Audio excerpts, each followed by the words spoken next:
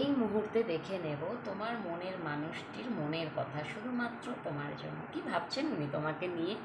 ওকে, দেন যে দেখে নেব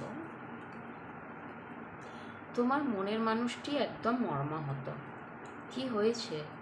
ওনার ফাইনান্সিয়াল প্রবলেম, মানে কিছু লস করেছেন, যার জন্য ওনার এরকম অবস্থা।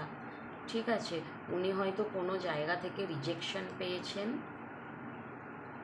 মানে আমি এটা তোমার জন্য এনার্জি বার করছিলাম, কিন্তু এনার্জিটা আমি অন্য কিছু সেন্স করতে পারছি। তোমাকে মিসিং এনার্জি তোমার জন্য আছে, মিসিং এনার্জি কিন্তু তোমার জন্য আছে। হ্যাঁ, কিন্তু ওই ইগোও আছে।